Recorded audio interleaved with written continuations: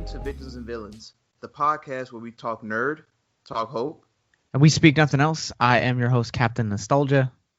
And I'm your co-host, Black Nerd Magic. And today we are talking about David Fincher's long-awaited Mank, episode 348. And we called in some marvelous help for this one from the Say-eff-it-podcast. Mr. Gary Scott is joining us today. What's going on, everybody? What's up, man? I figured with, Fincher, Say-eff-it, it kind of fits in that realm, so F it. Welcome to the show. For sure.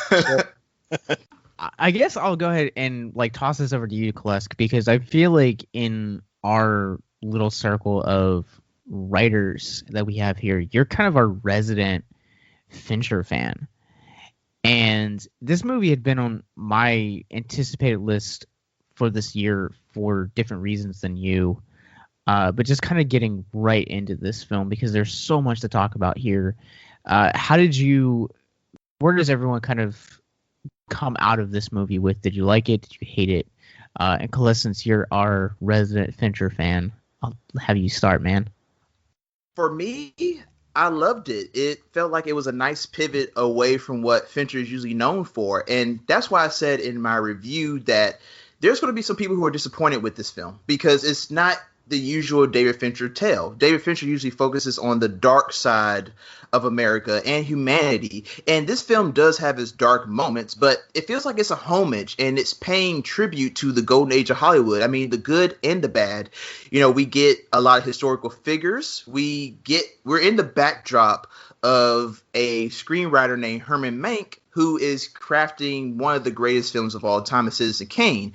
And I tempered my expectations thinking that, this might be, when I first heard about this film, I thought this might be a behind-the-scenes look at Citizen Kane. But David Fincher actually, he doesn't make it a character study, but he kind of focuses on Hollywood itself. I mean, the events that were going on during the time. I mean, we even get to see like Louis B. Mayer and the studio heads of 1930s Hollywood and how they take in everything.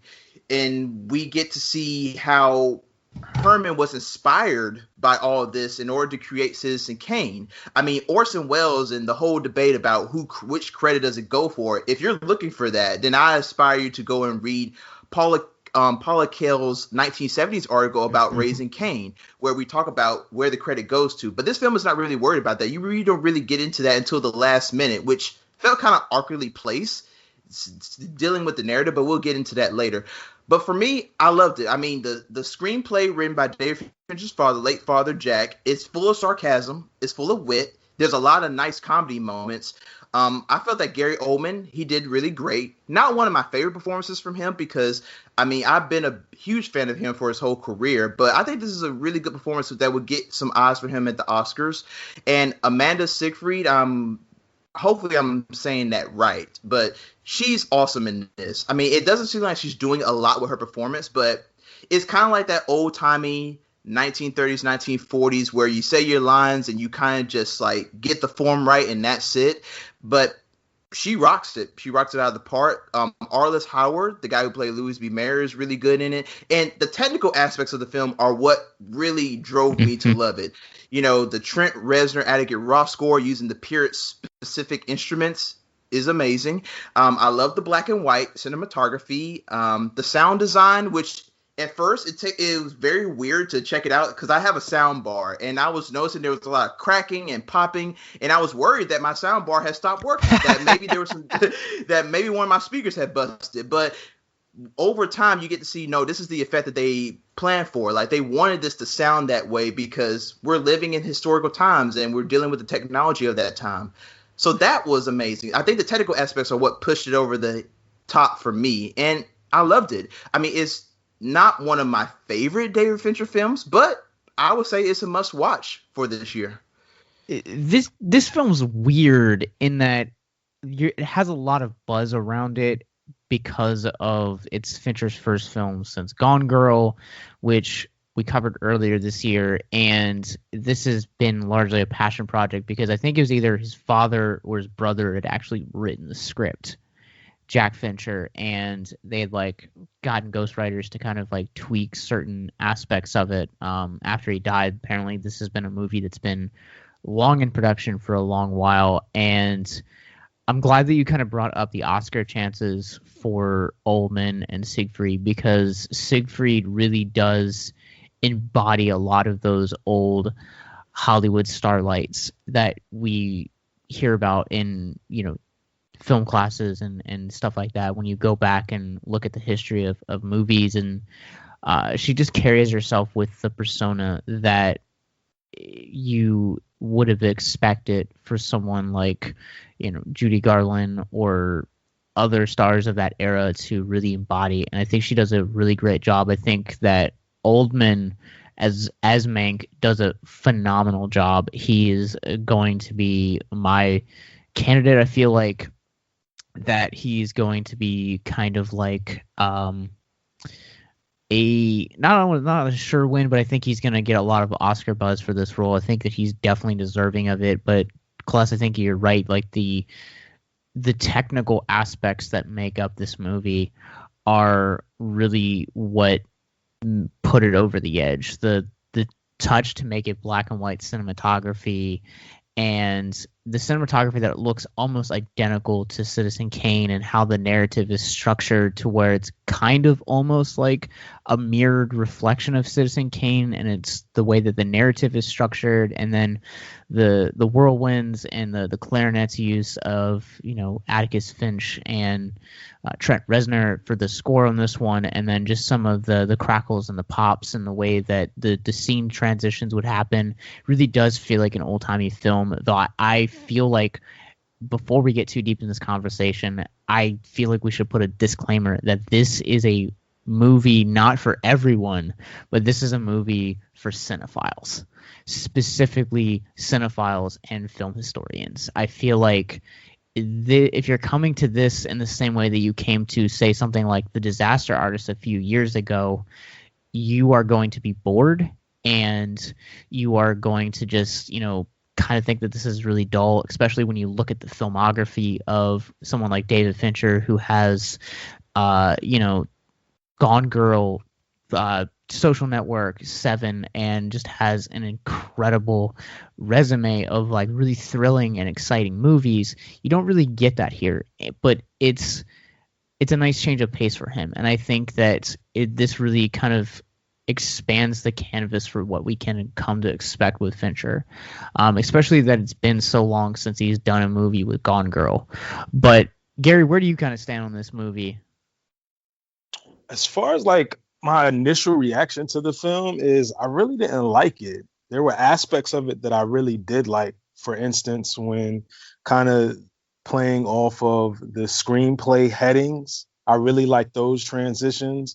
So that's kind of like the behind the scenes aspects of it. And it's weird because as much as I love movies, just as of recently, I've only started to really appreciate black and white movies. And it's really weird. So with that, I really did appreciate how they shot it, and how it stayed true to the 30s and the 40s. And as far as Gary Oldman goes, I think he's really one of the great character actors that we have, because whenever he does a role, he really immerses himself and he really becomes that person. And I liked also the things that they did with things such as suicide and then also alcoholism, and really diving deep into who Mank was. Before this movie, I really wasn't familiar with him. And once I finished the movie, I went in and did a little research, and he seemed to be a very compelling person, and the movie really showed how he would get in his own way. And that's kind of some of the things that really make people great, are also the things that can potentially be their demise as well. And with Mank, it really told that story of how he was constantly getting in his own way, but at the same time being extremely great. But overall, I would say, like, if I was rating it, it would definitely be a wait for me. But I still, and even if I'm not really enjoying a film, I still am able to pivot and take away really good pieces from it. And some of those things were the technical aspects of it. And one of the things that I noticed in the film was, I forgot what scene it was. It was over several scenes, but it would slow down a little bit. And I was just thinking to myself, is my internet lagging? I know it's Netflix, but and then I realized that's exactly how they were shooting it. And I thought that was one of the really cool like nuances that you really have to pay attention to, because sometimes when the scene was ending, it would slow a little bit, like kind of like that old-timey film vibe. And I really did enjoy it from that standpoint. But overall, as a body of work, I would definitely say it wasn't my favorite piece of work. I think too that we're kind of seeing the same reactions come out of Mank that we were seeing with, I'm thinking of Ending Things back in September, to where you either really liked the movie or you either really hated it. It's extremely polarizing, and that's kind of the reactions that I've had and I've seen with people that have watched the movie so far, that you either really like the movie or you really didn't like the movie. And I feel like a large portion of that comes from the fact of it just being kind of a 180 from Fincher's usual work that we see him do, but also at the same time that it's a movie that is a passion project. And sometimes those passion projects, they don't always hit the right notes. I think that, like I said, like you really have to love the medium of film in order to appreciate what is transpiring here. And I feel like that this is a very niche movie, point blank. Yeah, I was telling people over the weekend, some people were coming out of it and they were asking, oh, well, before I watch this, should I watch Citizen Kane? And I was telling people that Citizen Kane is not a mandatory watch, but if you really want to get the rewards out of this film, you need to watch Citizen Kane, because there's a lot of parallels to it in the way that Fincher is, he's using the camera. There was a shot where Gary Oldman was in the bed and he's holding a bottle of alcohol and it falls down the ground. Like there's a close up of his hand, it falls down the ground, just like in Citizen Kane when Rosebud happens and the snow globe falls on the ground. So those little details, I feel that a lot of people's experience will be rewarded if they go and watch Citizen Kane. But I mean, the takes, like you were talking about with the I'm thinking of anything's discourse. I mean, the discourse on this film has been very weird, to say the least. I mean, many people are saying that Gary Oldman was too old to play this role, but not really taking into effect that Herman, he was an alcoholic and he had done a lot of damage to his body, that even by 30, he looked like he was 50. I mean, that was what was being said about him. And I don't understand the complaint behind that. I mean, you have people out here who are still saying that Citizen Kane is boring and that it's not worth watching. And even people who say that Mank is better than Citizen Kane, which doesn't make sense. Yikes. Yeah, in the wild world of Twitter, I mean, you'll even see things like this. So, I mean, it is a very divided film. It's a film that I didn't expect to be divided. I'm actually very surprised. I mean, it's a pivot that most people wouldn't expect from Fincher.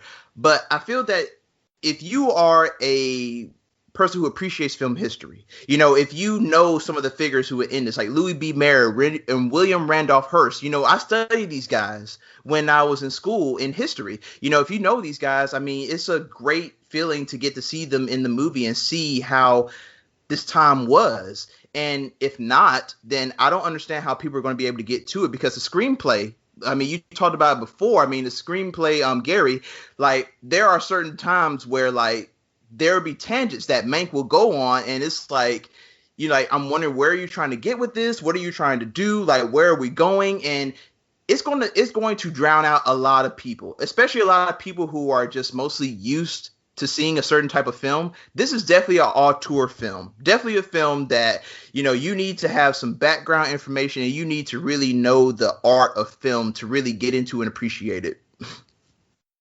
I feel like too with this movie as well, like there are certain moments that kind of drag on a little bit, but when you watch like Citizen Kane, because I watched it a couple of days prior to kind of get in the headspace for Mank, because I feel like watching Citizen Kane as a precursor to Mank really helps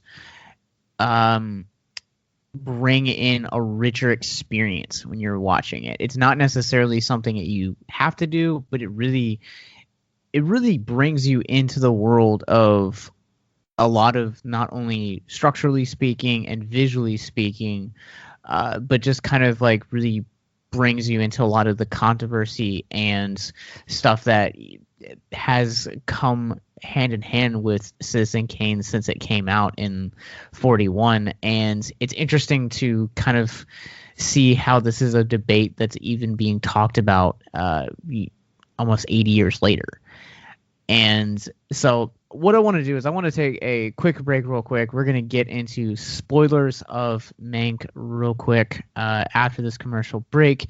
But I also had the chance to sit down with writer-director Adam-Egypt-Mortimer on his brand new movie, Arch Enemy. And we're going to go ahead and let you guys hear that interview right now. We'll be right back after these brief messages. If you or someone you know is listening to this podcast right now and you're struggling with suicide, addiction, self-harm, or depression, we encourage you guys to please reach out. This is the heartbeat of why we do what we do.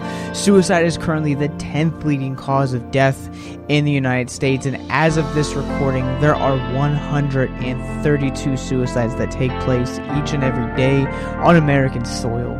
And when you scale back internationally, there are 800,000 successful suicides. That is one death roughly every 40 seconds. So if you or someone you know is struggling, you guys can go to victimsandvillains.net/hope. That resource is going to be right in the description wherever you guys are currently listening or streaming this. There you'll find resources that include the National Suicide Lifeline, which is 1-800-273-8255. You can also text HELP to 741-741. We also have a plethora of other resources, including churches, getting connected with counselors, LGBT resources like the Trevor Project, and also veteran hotline as well. Please, if you hear nothing else in the show, understand that you listening to this right now, have value and worth. We get it.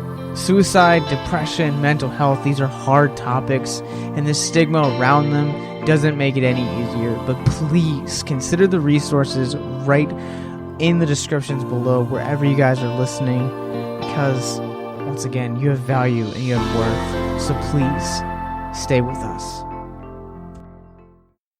Hey, Josh. Hey, Adam, how are you doing, man? Good. How you doing, dude? I'm well. I gotta say, it is a real honor. About this time last year, I was actually sitting in a film festival getting ready to have my socks knocked off by this awesome little indie movie called Daniel Isn't Real. So this is really surreal for me. That's wonderful. Where were you? Where did you see it? It was a festival in Alamo. The Alamo Draft House, Winchester, ran a small film festival called Lost Weekends. Right on. And it's such a great movie. It's one of my favorite horror movies from last year. And so when thank you, man. I'm really glad that it reached you like that. Yeah. I have recommended it countless times to people this year that I know love horror, and then having it on Shudder was just an added bonus. Yeah, I love having it on Shudder. Shudder is wonderful because it's like they have my movies there, and then I'll scroll through and I'll be like, oh, I'm friends with the guy that made that, or oh, I saw that at a festival. I saw that at Fright Fest, and it's just like, it just really rounds up, like, I don't know, my life. And then you're like, oh, wow, and there's 15 Italian giallo movies I just added. Oh, my God. So, yeah, I'm obviously a huge Shudder fan as well. It's interesting going from something like Daniel Isn't Real to this new movie, Arch Enemy. And what I love about your career is that these are seemingly like completely different worlds and completely different things, but yet they still host some of the same qualities of character study and relationals. I think one of the things that I really enjoy about Arch Enemy is the fact that you have a brother and sister dynamic that was woven in here. And before we kind of get into some of the more narrative, I guess, things, I have to ask, like, going from something like Daniel Isn't Real to a more action-based movie with Arch Enemy and it being involved in the this current blockbuster juggernaut that we know as these superhero comic book movies. Getting to see your spin on that, I'm curious what made you kind of want to tackle that specific genre after Daniel Isn't Real. Well, that's part of it in a way, right? Is I was like, I love superhero stories. Do they have to be these, blockbuster juggernaut movies, or can we do completely different things with superheroes? That was really like, kind of the excitement and the motivation going into it. And in a lot of ways, I think Daniel Isn't Real is a possession movie, and there's a lot of possession movies out there, but I tried to make it not feel like those. And so then this was kind of another step in that direction of being like, can I make a superhero movie that feels like really different than what we expect a superhero movie to feel like? And can it be about exactly as you say, man, like, can it be about these like relational ideas between characters? Can it be about like the emotional relationship between these characters, but still be a superhero movie, but feel like something that's, kind of coming from a different place cinematically. So that was sort of like my challenge. And I think that working on Daniel Isn't Real, where as my second movie, like I really, had the opportunity to kind of get my act together. Like I learned how to make a movie on my first movie. And then Daniel Isn't Real was like, okay, I'm taking all of those tools and now I'm really going to make a movie, and I'm going to like really understand how do you get style? Like what does style, where does it come from? How do you connect what a movie is about to the way it looks and feels? And having sort of figured out how to do that, then the next step was, how do I take all that, maybe even a similar kind of style or a similar kind of feeling, and apply it to a completely different kind of movie?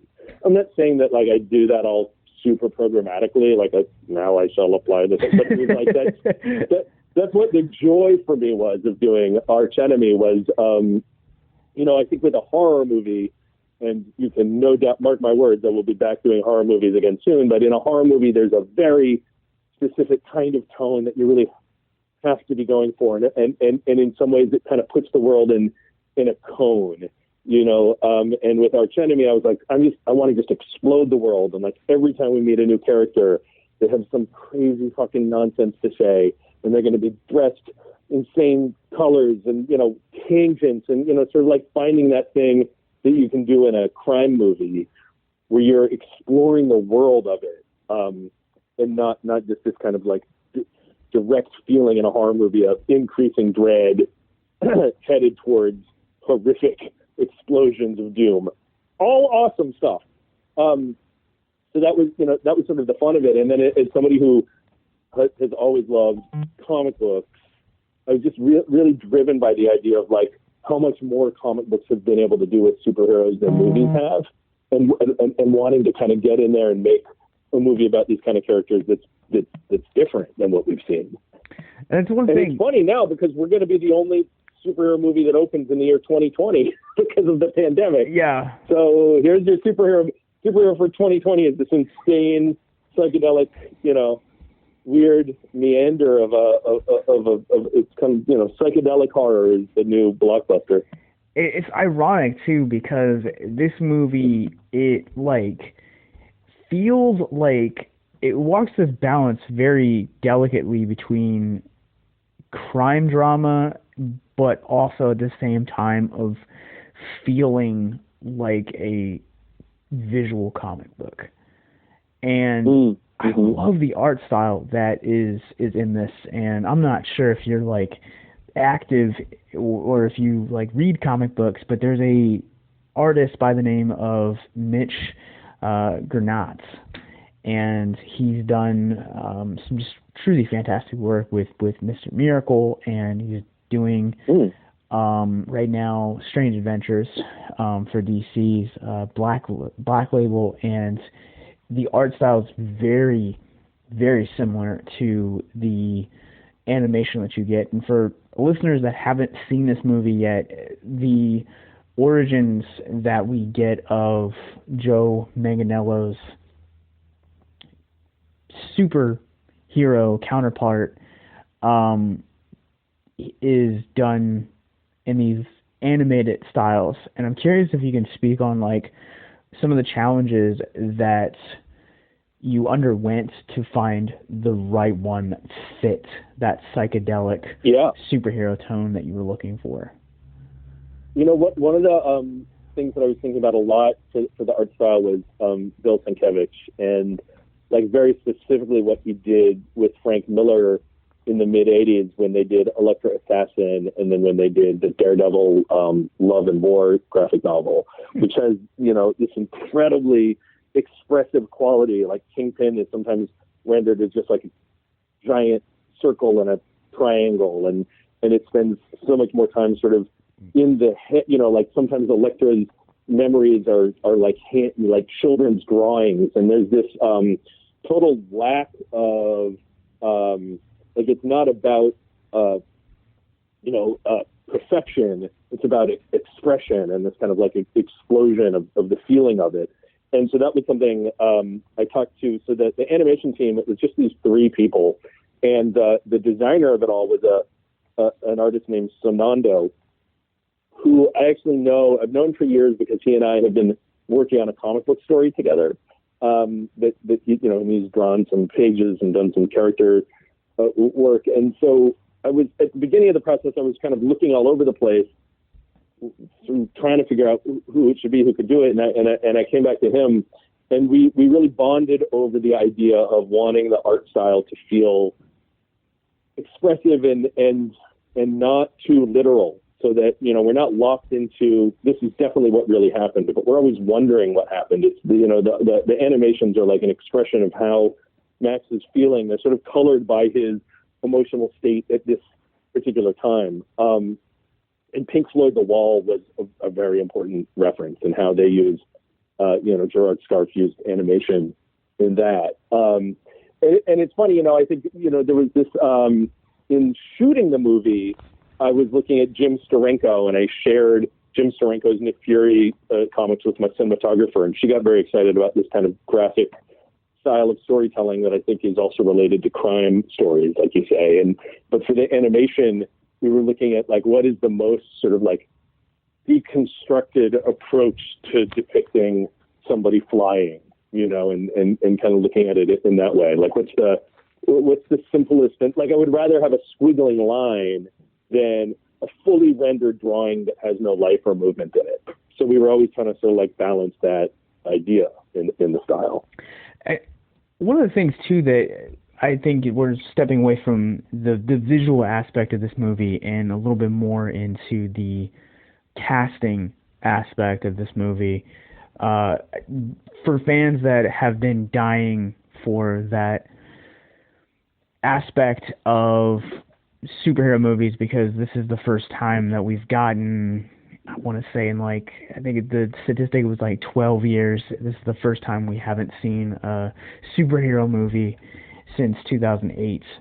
And so you not only fill that niche, you also fill the niche of people that are waiting for the Snyder Cut and getting to see Manganiello's Deathstroke in its fullness. But one of the things that I just thought was so like unique about this movie was the antagonists that you had cast in this movie. So this, for those that don't know, the manager is, for lack of a better word, because I don't want to spoil the ending, he is basically the primary antagonist, and then you also have a subsidiary but memorable villain in Tango, who are played by Glenn Howerton and Paul Shearer, who are most known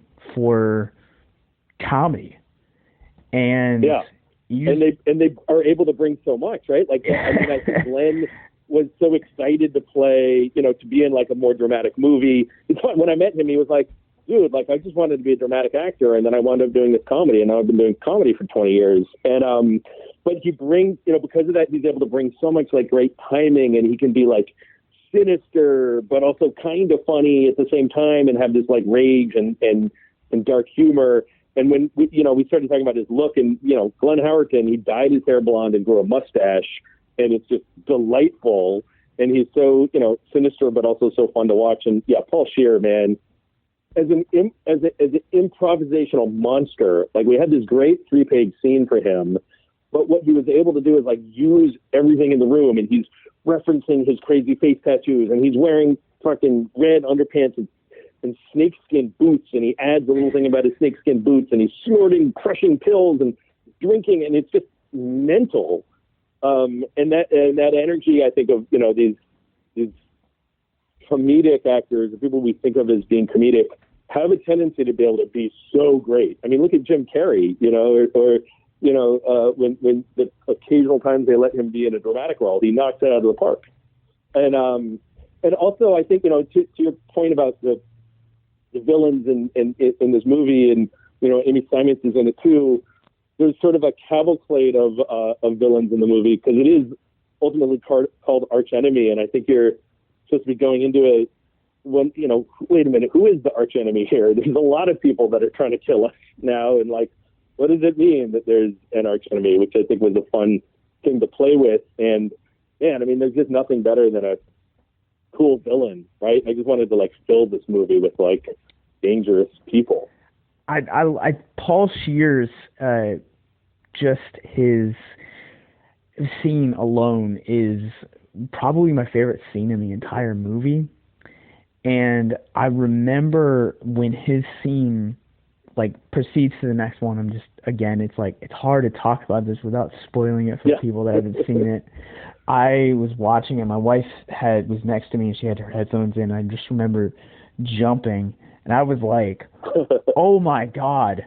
It's like, what just happened? And then it just like casually proceeds to the next scene. And I was blown away by that. And just that scene in particular, like, I felt like had your touch most in it, because it just kind of had that Daniel Isn't Real vibe. But I think one of the things that I really enjoyed about this is, again, like, this film offers so much.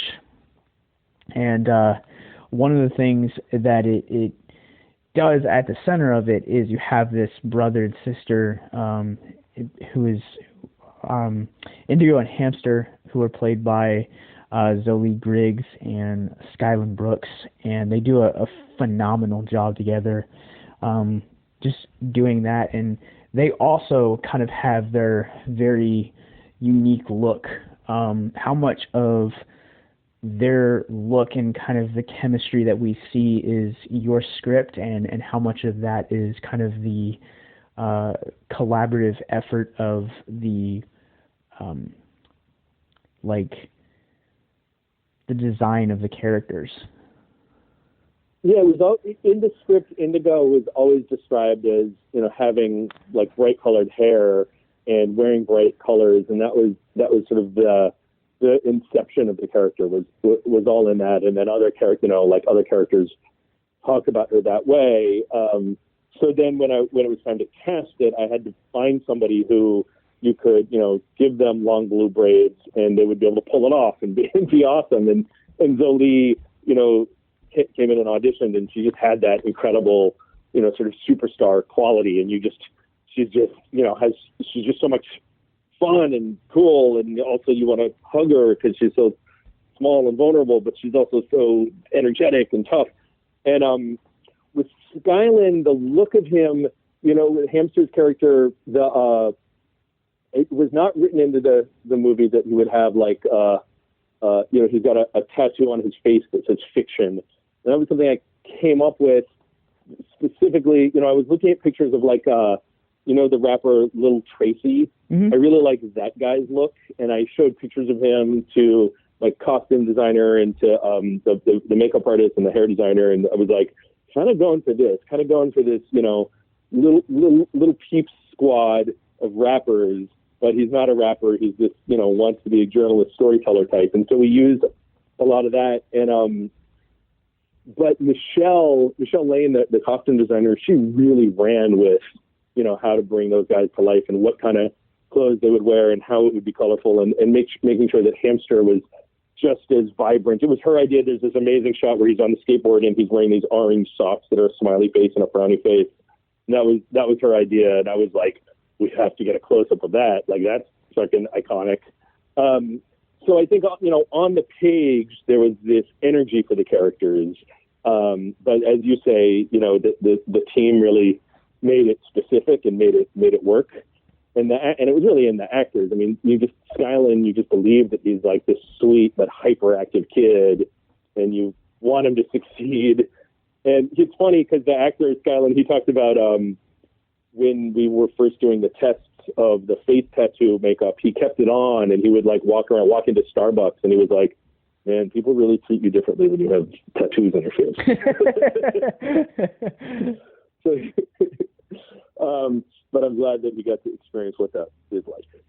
I really appreciate this chat, man. It was awesome talking to you. How would you guys like to help us get mental health resources into schools, conventions, and other events? Well, now you can. Simply go to patreon.com/victims and villains for as little as $1 a month. You guys can help us get mental health resources into current and upcoming generations, educate and break down stigma surrounding mental health, suicide, and depression, and to get exclusive content that you can't get anywhere else. And you guys can tell us which Nicolas Cage movie you want us to cover, and we'll do it. All it takes to get started is to go to patreon.com/victims and villains, or simply click the link in the episode description wherever you guys are currently listening or streaming this episode. Pick your tier and get started today. Yes, it's that simple. So quickly select the tier that you want and help us get hope into the hands of the depressed and the suicidal today. Welcome back to Victims and Villains, and we are entering into spoiler territory for Mank. So,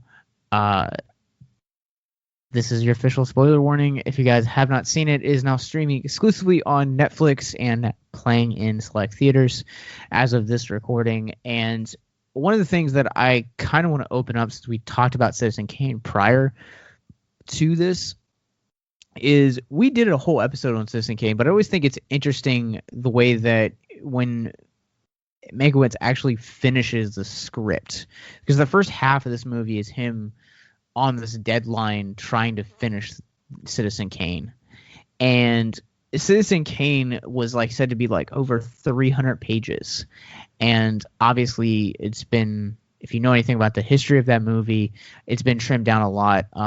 When you watch it, like Citizen Kane as a whole, like its narrative is so tight that it just really never drags. Like it's continuously going around, and as they describe in Mank, like it's this like almost like Cinnabon of narrative to where you're seeing like all of these like flash forwards and present day and flashbacks and stuff like that, and really getting to know who this Kane politician, newspaper tycoon was. And I guess like as cinephiles, I want to ask you guys, like, do you think that Citizen Kane is like a perfect film the way that it is, or do we need a director's cut to kind of really get to see Mankiewicz's full vision for what this character should have been? For me, I feel that Citizen Kane did everything right, even with it being cut down. I mean, it was the first film that really dived deep into the inner psyche of a character before. I mean, when I watched it this year for the first time, I was just blown away by how many details we got into Charles Foster Kane's life. And it seemed like a lot. I mean, from the opening newsreels, you you focus on this guy who was a titan. He was a powerful figure, but he was missing something. I mean, he was missing that love, that care in his life that he had lost when he was a child. And that's what makes the significance of Rosebud, a very important detail, because he's searching for that love that he never got. Even with all the money in the world, he still felt alone in a way. For me, I have no problem with length. If a film is really good and the story is interesting, the length won't matter. Give me more of it. That's what I always say. But I read an interview where Gary Oldman was talking about that he got to read the original 325th page draft, which was called The American. I think RKO Studios came around and said they wanted to call it Citizen Kane, but at first it was called The American. And in the movie, they're talking to Herman and they're asking him, like, this is like over 325 pages. Like, how are you going to be able to get this to make this into a movie? Because during this time, movies were your standard 80 to 90 minutes. I mean, very, very short, very tight, because audiences wasn't just used to sitting around in the theater for 3 hours. I mean, now, yeah, let's go to the theater and watch the new Christopher Nolan film that is like 158 minutes. But back then it was like you want to make your story short as possible and concise and get out of there. But Herman was able to take the art of writing and filmmaking in a sense to the next level. He was like, no, this story cannot be contained. Like, it needs to be told fully fleshed out. Because if I leave any details out, most people are just not going to get it. It's going to be tough enough to keep their attention span. But I want to be able to take people through a journey of this man's life. And there's a quote where he says, it's hard to really fit a man's life in 2 hours, but I'm gonna have to try to at least like put you into the shoes of this guy, so you can get to at least understand the best way you can. And the great thing about that is that during the scenes where Mank is talking, he's going over, they're asking him, what are your influences behind this? And you see through the flashbacks, his interactions with William Randolph Hearst and the other studio heads of MGM and everything. Those were his influences, but it wasn't like he was trying to demean them or insult them. He was taking everything that he had interacted with and experienced to and just put it all together into his best work. For me, I feel Citizen Kane is still a film that is required viewing for anyone who wants to consider himself a film fan. And I would love to get my hands on that 325-page script. I mean, I love the film already itself, but I would like to see what more was kept out of it. Yeah, the thing is about just like any of those classic movies, I feel as if we do need those behind the scenes aspects of it, because one of the things that like really rings true whenever I'm watching a film, especially one that I might not particularly enjoy or like too much, is I started thinking about what they got and what was the product that they put out, because a lot of times a lot of things are lost in translation. But I think with Citizen Kane, when you have so much that you might be trimming off, because back then the movies were so short, so you have to really pick and choose. But it really would be good to see that pure, unadulterated director's cut of everything, and then you can kind of understand, well, okay, I understand why they did this. But with Mank, and we were talking about this, I think there are certain movies that are good in tandem, and I think that Mank and Citizen Kane are good in tandem, because some people might want to watch Citizen Kane first and then Mank, but I think to watch Mank first and see that process, and then watch Citizen Kane to see what happened, and you can kind of have those aha moments from watching Mank and then comparing it to how the product was put out for Citizen Kane. But I think as a whole, the piece of Citizen Kane is really good, but it always is great to get that context of this is what they were given, and this is the product that we ended up seeing, the finished product. Because sometimes there are things that just don't add up, and I always equate it to when someone reads a book, because when you read a book and you see the movie that is made out of that book, you go, well, I really didn't like it. And the thing is, people have to understand you're never always going to like the book. You're never always going to like the movie from the book, because when you're reading, you're the director of that movie. and your movie will be different. So some of the things that you placed emphasis on while reading might not be the same thing that the director placed emphasis on in the film. And so I think that's some of those things with screenplays that go from that screenplay to that finished product as well. I think that a lot of things to also keep into consideration about Citizen Kane and the making of the script that we see here is how unprecedented at the time a deal like RKO was making Orson Welles, sorry, is he basically signed this 3-picture deal exclusive that they basically were like, look, we will give you anything that you want. Like, you can make any movie you want. And they touch on it very casually in Mank, but there's always that phrase studio notes. And if you guys don't know what I'm necessarily referring to, it is basically like the process for a script is basically you have what's called a treatment, which is anything from 1 to 40 pages where you're basically walking the studio through your idea for what a movie could be. And we see a treatment in the film. There's a scene where they're gathered around Louis B. Mayer's office, in the office of Paramount, and they're trying to pitch him on this idea for this weird monster movie that's like different than Universal. But that's like kind of the idea for a treatment. It's just a treatment is actually written. And then from there, you go into your first draft. They'll give you notes, and then you go back and rewrite it. They talked about the rewrite process in the end of the movie, that scene between Welles and Mank. And then you ultimately get possibly go through second and third rewrites. And sometimes, rewrites go through 7 or 8 revisions before we actually kind of start getting to shoot. I was listening to a podcast here recently, and they were talking about a shooting script is often very different than the initial aspect.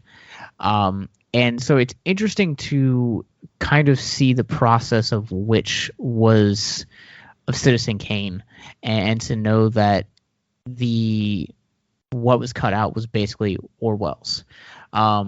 Because keeping in mind, too, that even though it was regarded as a classic, the length of the movie, and also the subject matter and the structure of the movie, where you have this mystery of what is Rosebud, and you're trying to kind of go back and forth of it. It's like that scene in Mank where Welles' like executive guy was like giving him notes. He's like, look, this structure, like, it doesn't make any sense. Audiences, you're asking a lot from movie audiences, is basically what he had said.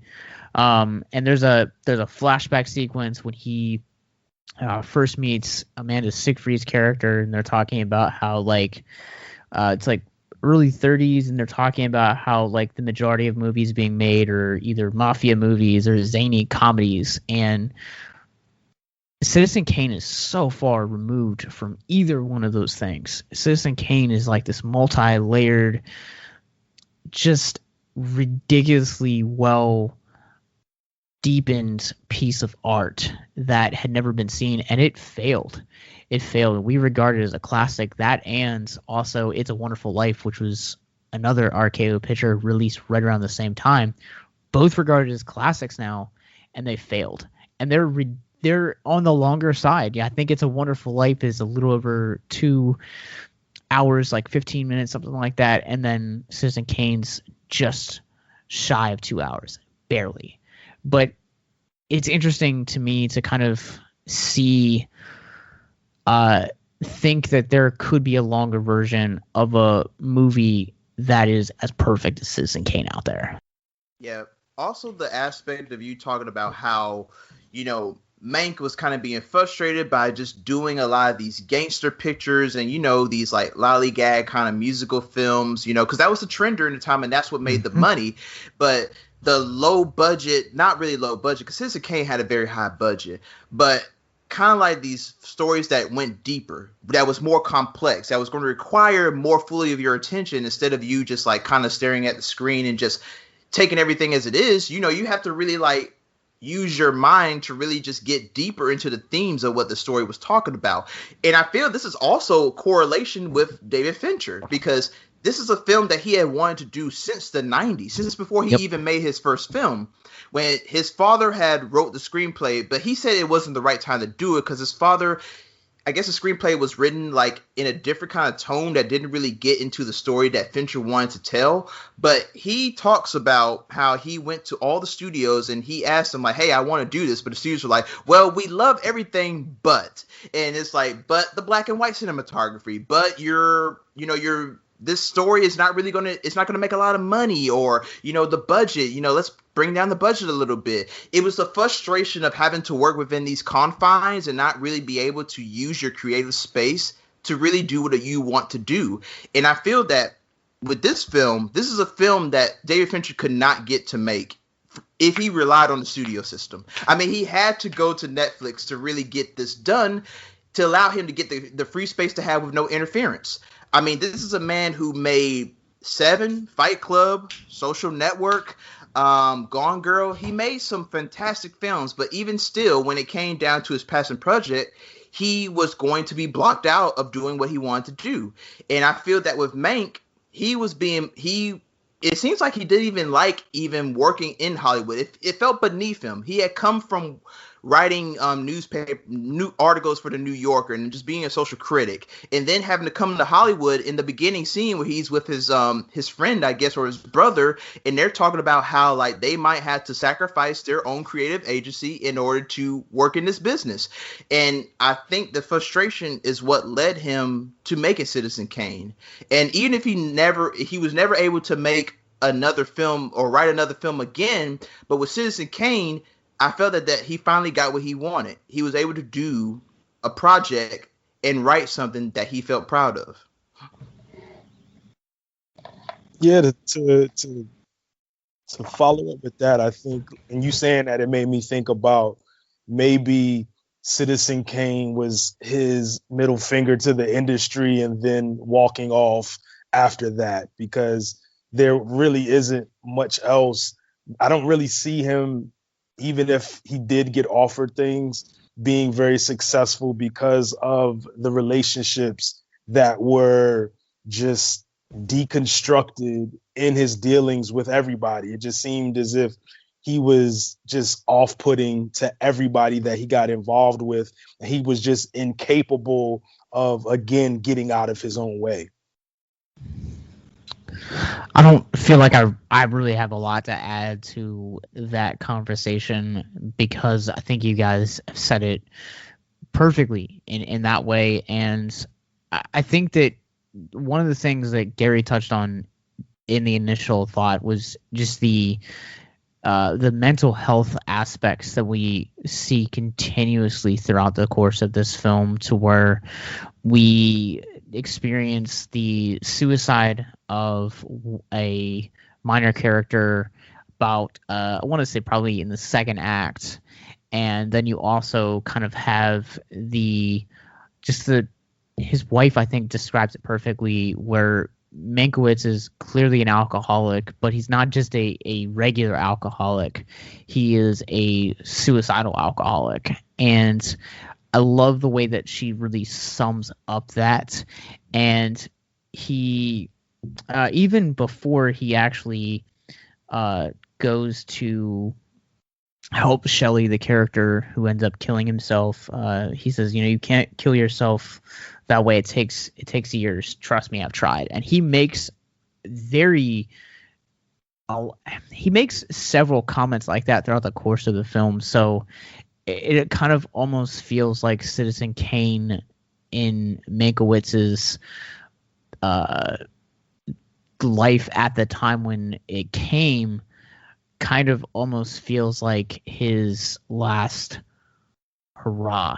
It feels like, because the flashbacks kind of show you that here you have a guy that is very much at the top of his game, and then as the film progresses in these flashbacks, you kind of get to see the relationship between movies and politics that I want to talk about in just a few minutes, because I think that that's a very important subtext to this movie. But also at the same time, like, you just kind of see like his desire for a lot of being affected by the politics and the cinematic relationship of the studios and the how they kind of coexist in some aspects, like really kind of makes his drinking seem to progress a little bit heavier, his depression to get a little bit deeper, and his suicidal tendencies to increase as we kind of go to see him. And he basically kind of almost gets to a point where when we're in the present day line, he actually can't work. He can't function as a normal person without alcohol. So he actually devises a way to smuggle in a whole lot of alcohol. And that's a dangerous place to be, to really have to rely on a vice in order to kind of make it through the day and to get through your job.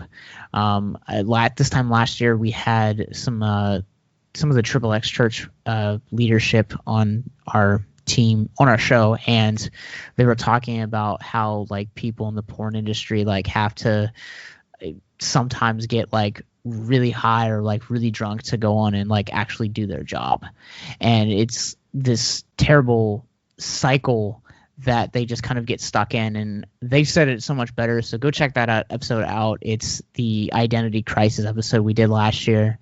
But I kind of just wanted to touch on that because I feel like his growing alcoholism is such a predominant theme throughout the course of this, and it kind of almost makes this movie feel hopeless in a sense. And then you kind of get to see these hopeful moments where he's trying to talk Shelley out of the ledge, where he's trying to kind of bring hope to the Lily Collins character who gets notified that her husband might be dead, and I just kind of wanted to spend a few minutes speaking on that because I feel like those are really important themes for our show to cover. It's always the common fable about the creative genius, where they can create these monumental works of art where they can just do things that other people couldn't do in their wildest dreams, but yet they're plagued by something.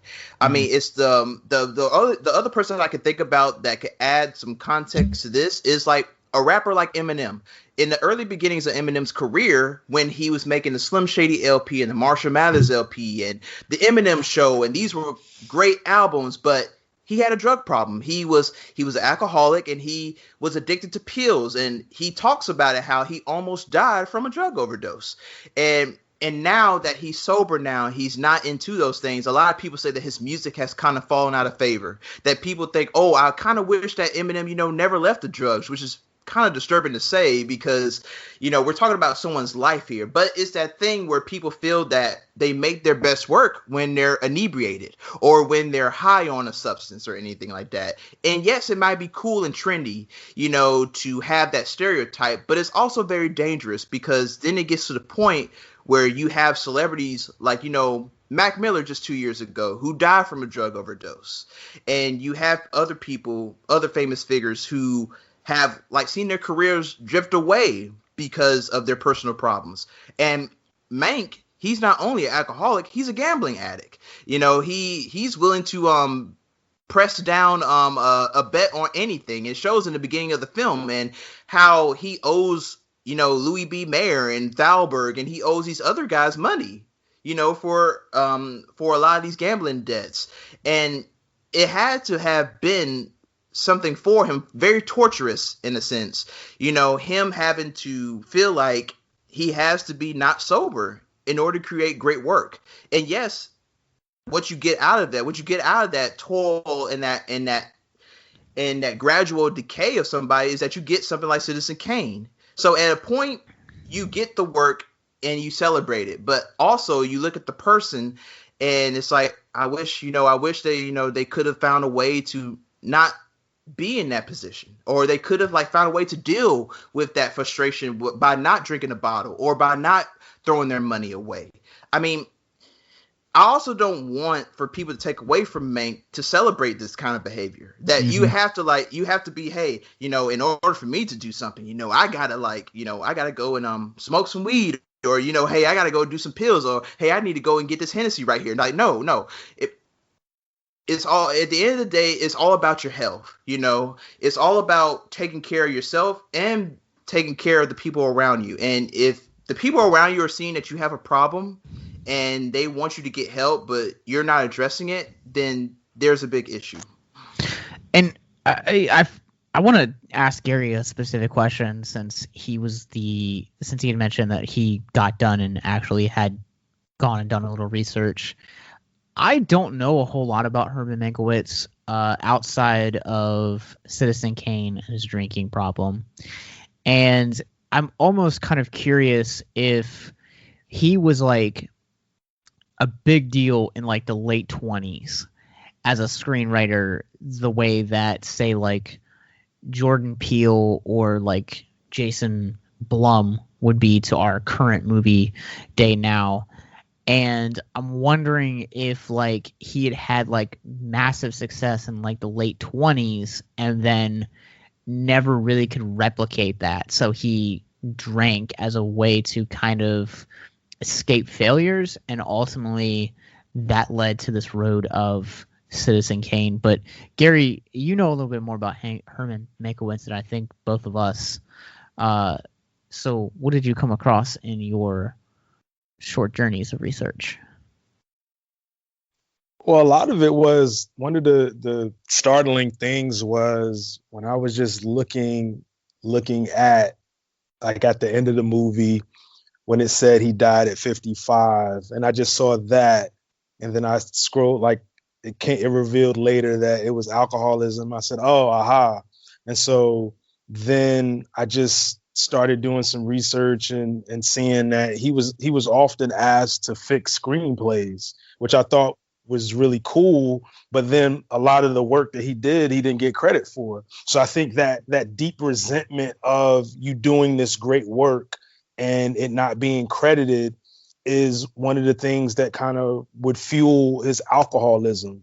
And so you do all of that, and then you have this shot and him fighting to get that credit for Citizen Kane.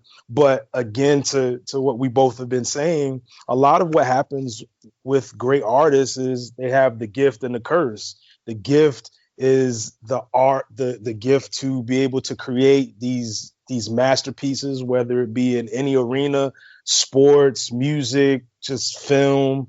And then the curse is something like, for instance, Michael Jordan. As great as he was a basketball player, he had a gambling issue. And you see these things, and even with Tiger Woods, as great as he was on the golf course, he was deeply insecure and sought that from women, and lots of women, and cheating on his wife. So a lot of those things, and I think that with Mank, it's one of those things where that alcohol just fueled and tried to cover his pain. And I think one of the things that I really found that was interesting is he was one of the first people to write on The Wizard of Oz.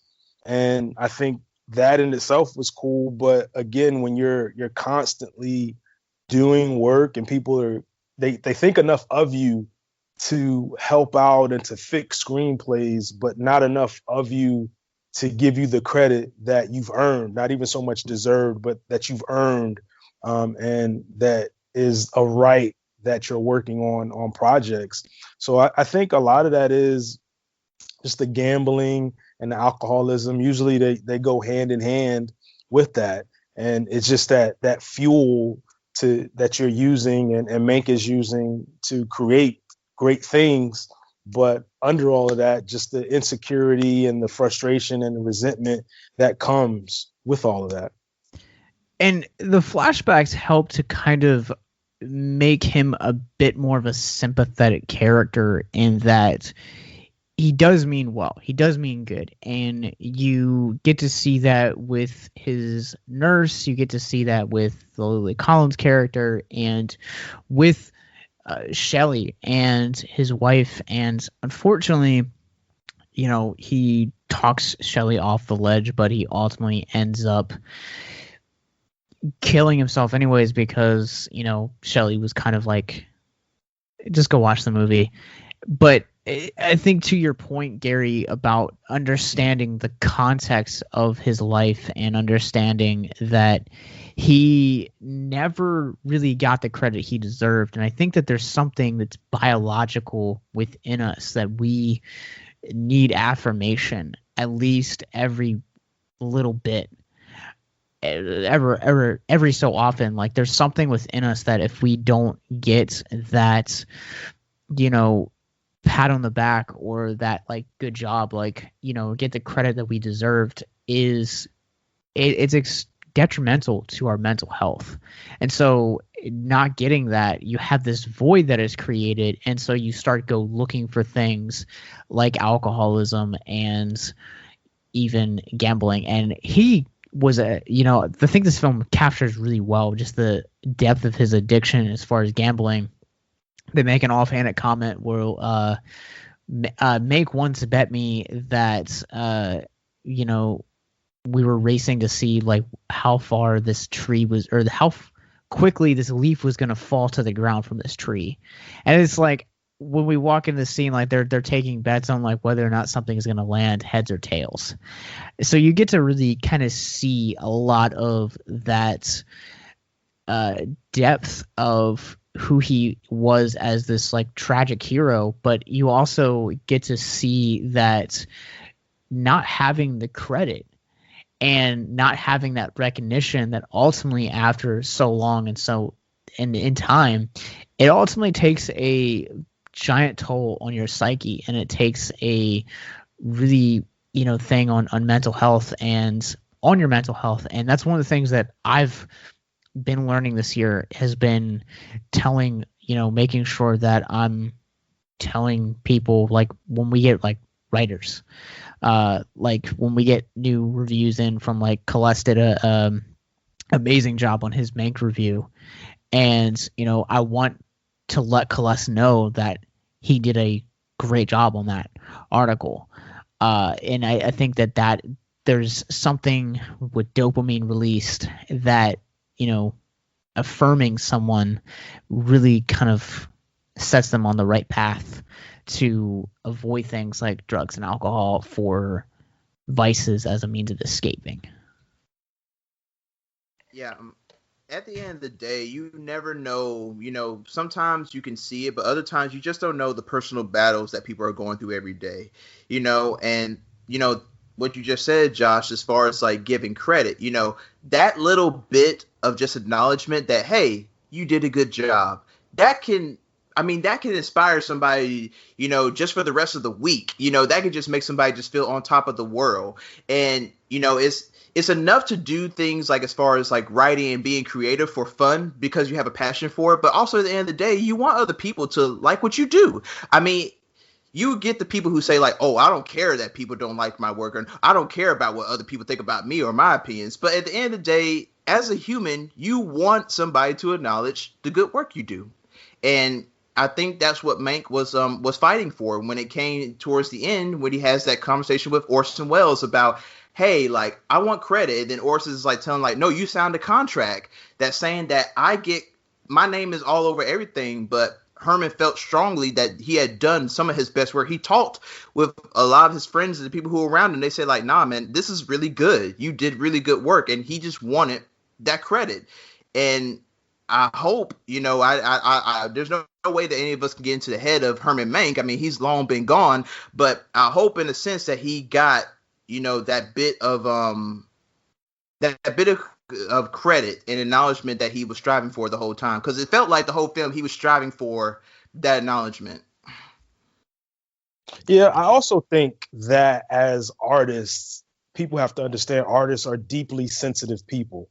So as an artist, you're going to wear your heart on your sleeve because you're creating something because you want people to like it. And the whole goal of any artist is for more people to like your work than people who don't like your work. So whatever kind of artist you consider yourself, that's just how you are. Now, some artists will say, well, I really don't care if people don't like it. I'm just doing it for the art. That could be true a little bit, but for the most part, you want to be embraced. And that's what you're striving for. So whether you're a chef, a culinary artist, or you're a mixed martial artist, or you're an actor or anything like that, you want people to like your work. And when someone doesn't, you take it personal because that's a piece of who you are and you're giving a piece of yourself to the world.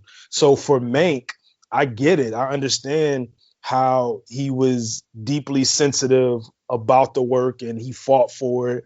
And he just didn't process those things and he wasn't able to cope with those things in a positive way. And he turned to alcoholism. He turned to gambling. He turned to those unhealthy outlets to find comfort and to kind of shield himself from all of what was going on and just feeling that the feeling of less than because he wasn't getting the credit that he earned. So I just want people to know that just artists are always going to be deeply sensitive, emotional people. Yeah, that's something that I have really kind of taken into consideration with, doing movies is whether it's podcasting or it's writing. I know that there's an artist that's extremely passionate about that. Like we talked earlier in the show, we had an interview with Arch Enemy, and Arch Enemy by far is not one of my favorite movies of this year, but there are things about that movie as from an artistic standpoint that truly wowed me. And you can hear when I had a chance to talk to Adam, like he's a passionate person, whether it was about his movie Daniel Isn't Real last year or it's about Arch Enemy this year. Like he's a deeply passionate person. And artists at the same time, they put a lot of time, a lot of energy into what you're watching, what you're reading, what you're eating, what you're, when you're watching sports, even when you're listening to this podcast right now, there's a lot that goes into it. And, I think that I would be very hurt if I didn't see an increase in the numbers that, we're doing week to week.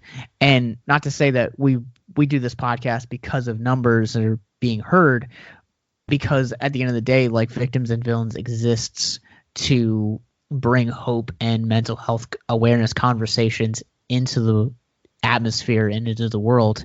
But at the end of the day, like if I was putting all this time and energy and no one was like reacting to it, it would make me feel kind of broken.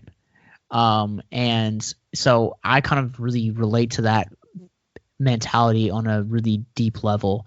And I think that it kind of really helps to make Mank a relatable, broken character, even though he's so flawed. But, at the end of the day, he's still a guy with a decent heart.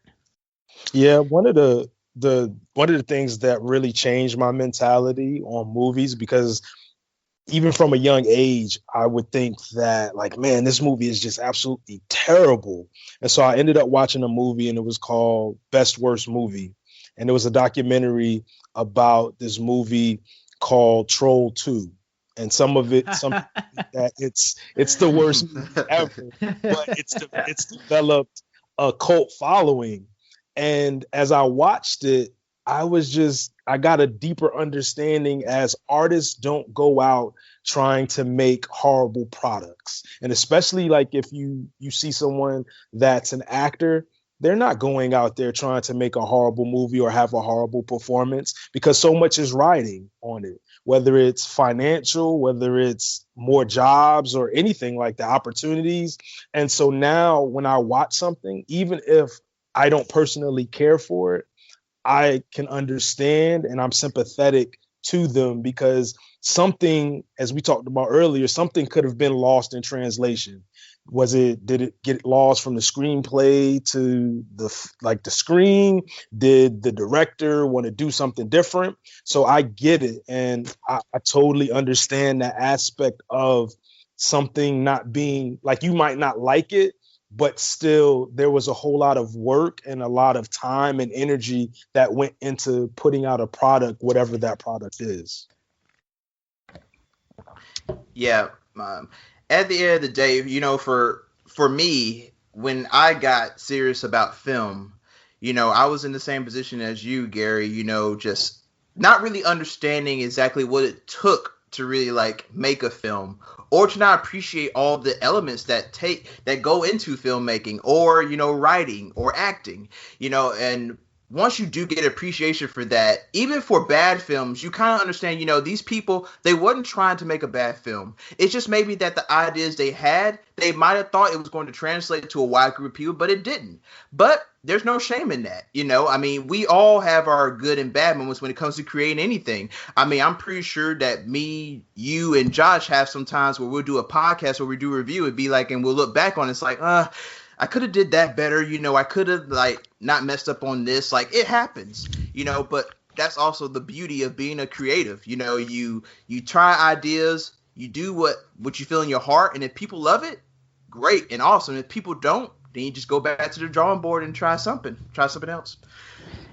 Yeah, and one of the things that I want to talk very briefly on, as we're kind of winding down, that I feel like this film does enormously well, is it illustrates how closely the movie industry and politics are sometimes, and how there's even politics within the industry that a whole lot of people don't understand. And we're recording this off the heels of this huge HBO Max and Warner Brothers 2021 announcement, where, you know, it's going to be a huge blow for the theaters, but at the same time, it's also going to be a win for people with HBO Max. And so you have these very political views that sometimes, you know, those politics of studio affairs or studios kind of getting involved with in the kitchen, for lack of a better word, you get messy films. You know, we look, and recently studio involvements have delayed or altered movies like New Mutants, Dark Phoenix, Fantastic Four. You know, I know that I just named all the Fox Marvel movies, but they were the quickest ones on my mind. But they're the examples of what happens when you have too many cooks in the kitchen. And one of the things that I really, whether you like it or hate it, Netflix really kind of just lets filmmakers make the movies they want to make. And Celeste, when you're talking about the history and the road that Fincher embarked on to really get Mank made, you have to really consider a lot of the stuff that when you're watching a movie, when you're finalizing it, you have to understand that there's a lot of stuff that goes into it, and a lot of things that are in the kitchen that are not necessarily always know the best for the viewer, because they're looking at it from a financial standpoint, not necessarily a entertainment standpoint. Yeah, it's be like, you know, Fincher talks about it in an interview that I read for this film. He talks about that the days of the mid-budget film are slowly dwindling away. Like, these big studios are not willing to invest in anything unless it has the potential for blockbuster. I mean, he used Joker as an example. Now, excuse me, I don't agree with his whole take on Joker, but I do agree that him explaining that Joker, in an aspect, yes, it may have been a comic book and it may have not taken a lot of money, but it was still marketed as a blockbuster in a sense. And the days of having like films like Seven, or a film like even maybe Shawshank Redemption, like those films, they don't really get bankroll these days, because now the whole industry has been engulfed in is boom or bust. It's like either you have that big blockbuster and maybe you have that one rare independent film that gets traction and gets a lot of money, or you just don't have anything at all. And he talks about how now Netflix is really the destination where they will allow directors to do what they feel like they should do. When he went to Netflix, when Netflix went to him, asked him what did he want to do, and he brought up this project, and he was like, hey, oh, okay, boom, you got it. You know, whatever you want to do with it, you can do that. And I think Fincher is, at this point in his career, is not really worried about the money for him. I think it's really, for him, doing all the projects that he would never get a chance to do in the studio system, and now taking them off the shelf, cleaning the dust off of them, and just finally being able to make it work, you know. And going back to the film as far as with politics and everything, you know, we get a view into how, you know, Louis B. Mayer and William Randolph Hearst and the other people, how they had ties to Republicans, and how they were able to make these phony newsreels and really damper down or derail the plans for California to be under the rule of a socialist Democrat like Upton Sinclair, who is played by Bill Nye the Science Guy in a crazy cameo. And we get the first mention of fake news. And I don't see how Fincher talks about how this aspect of the story, he didn't see how it was going to translate 30 years ago when he read it in the late 90s. But now, when he saw how the political process has come to in America, this movie fits right in well with it. And it says a lot. And I think the political commentary is actually some of the best parts of the film, in my opinion. Yeah, I think that one of the things that I really found interesting was the political ties to it. And I want to know exactly when the full shift happened to that kind of regime to what we have now in Hollywood, where it's extremely liberal, and what caused that shift. But I thought it's very interesting. But like what you said, Josh, it's one of those things where there's Hollywood is just so political, because people, when they think of Hollywood, they think of this really big place, but just as big as Hollywood is extremely small, and it's built on these relationships. And you have to have very good working relationships, even with people that you can't actually stand.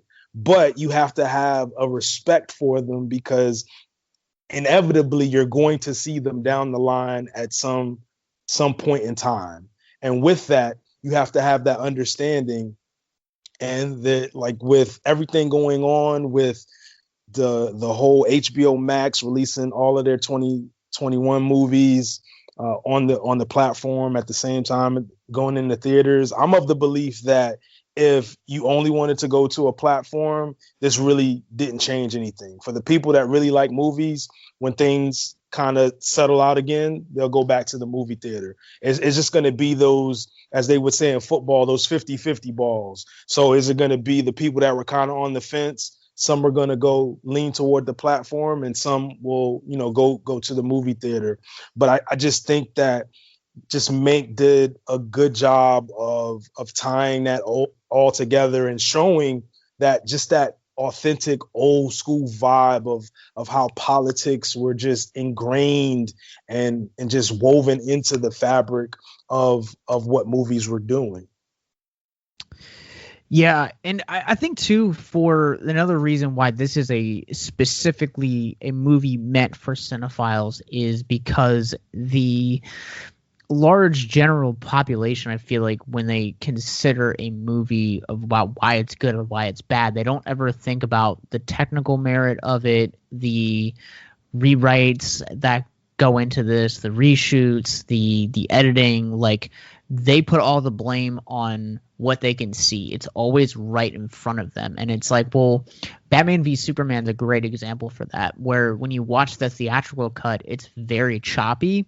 And then once you watch the director's cut, it's this very smooth, granted it's a very long movie, but it's a smooth movie where you can see all of the parts and all of the cogs within Snyder's head move very smoothly. But because you have, studio heads getting involved, you get things like the theatrical version, which is very choppy. You get the awkwardness in the Suicide Squad movie and just the conflicting mess that was Justice League, and just to kind of bring it to comic book movies because they are almost the lifeblood of this industry, it feels like, anymore.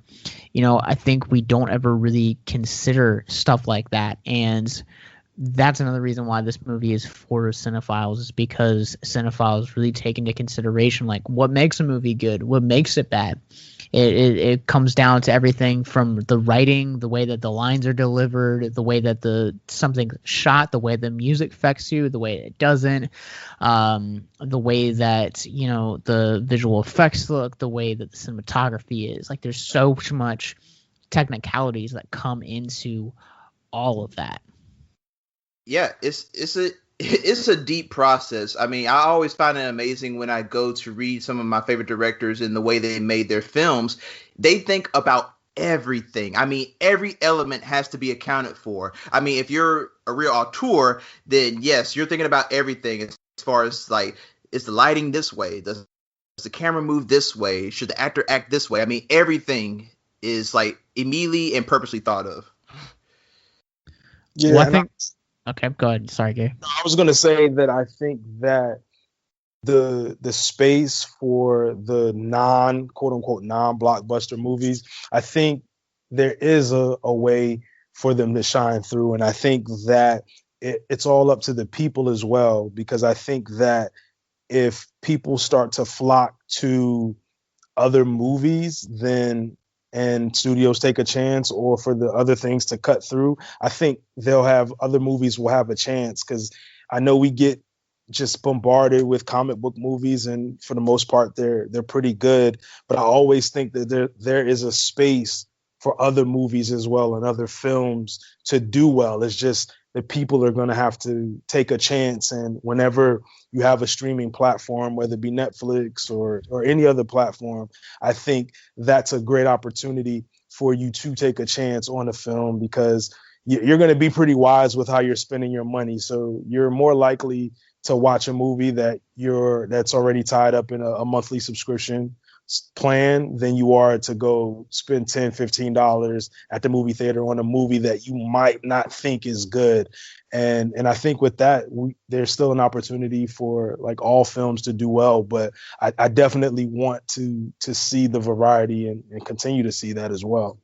I think that's one of the things that is a huge blessing about the streaming age, and it's kind of one of those like hidden nuggets of hope that just exist within this year alone. Like, we talk about like how much this year sucked, and like going to the movies, like, it's a privilege and it's an experience. But who can beat sitting around in your PJs watching the latest movie from David Fincher or David S. Goyer or Zack Snyder streamed right to your television. Like, I mean, granted, yeah. And I think that you're also going to be a little bit more experimental on the movies that you watch, because it's already, like you said, it's like already built into that package you're paying for, and you don't have to worry about, maybe not liking it, because nothing is more disappointing than coming out of a movie that you have paid for and hating it. So, but I think that's going to do it for us on this episode of Victims and Villains. Mr. Gary Scott, where can people find Say-eff-it-podcast online?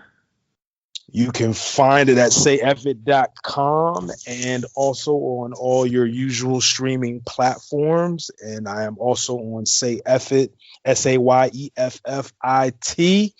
on all social media, Twitter, Instagram, Facebook, Snapchat, even Pinterest. That's awesome. And speaking of social media, where can people find Mr. Black Nerd Magic? You can find me on Twitter and Instagram and letterboxd.com under Black Nerd Magic. You can find me on Facebook as Caless Davis, my real name, CALESS. And also you can check out my previous work for Feeling Film, and also for yours truly, Victims and Villains. You guys can find us everywhere at Victims and Villains. We are on Facebook, Instagram, Twitter, Twitch, and Letterboxd as well. While you're at Letterboxd, go ahead and check me out too, Captain Nostalgia. And you guys can go to victimsandvillains.net, where you guys can find all of our social media, past episodes, movie reviews from Celeste, myself, and a plethora of other fantastically talented writers. And most importantly, suicide prevention resources. So until next time, remember to keep talking nerd, talking hoop, speaking nothing else. Give Mank the credit.